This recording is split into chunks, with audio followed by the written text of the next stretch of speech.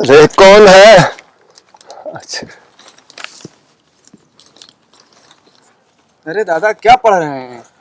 बैठो बेटा, मैं तुम्हें बताता हूँ। हाँ,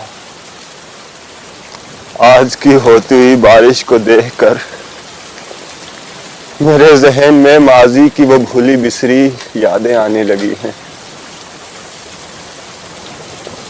तुम्हें जब इस बारिश में आते हुए देखा, मुझे तुम्हारे अब्बा याद आ गए। बचपन में एक बार मुझसे जिद की थी, अब्बा मुझे छाता ला के दो। तुम 1 मिनट बैठना है।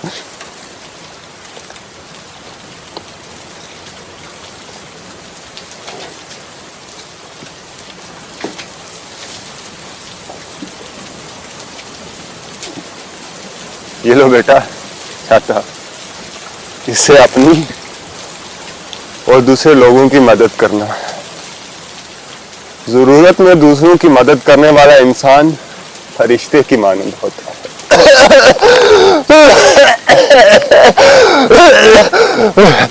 क्या हुआ दादा? बेटा मेरी थोड़ी तबीयत खराब हो रही है, मैं दवाई खा के आता हूँ।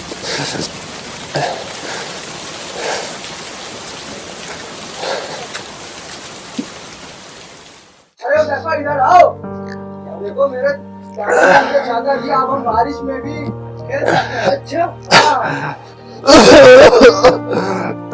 अरे बेटा तलहार कहाँ गए बेटा? क्या हुआ दादा? अरे बेटा मेरी तबीयत बहुत नासाज हो रही है, भाग के जाओ मेरे लिए शहर से दवाई लेकर आओ। जल्दी से जाना और जल्दी से आना। हाँ दादा मैं अभी तुरंत आया, आप फिक्र ना करें।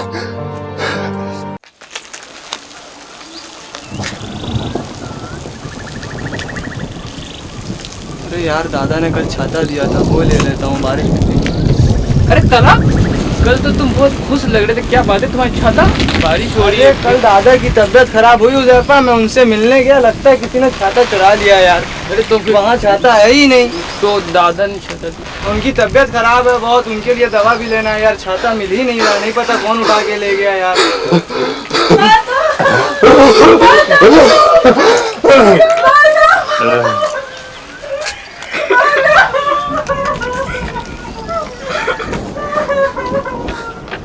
रो मत दुआ करो उनके लिए। फातिमा, अरे देख सर रो क्यों तुम लोग भाई? रो मत, उनके दुआ करो, अल्लाह उनको जन्नत दे। रो मत, रोने से कुछ नहीं होगा। अल्लाहु अकबर।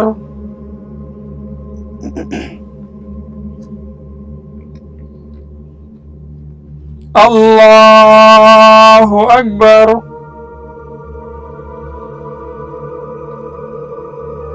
अल्लाहु अकबर।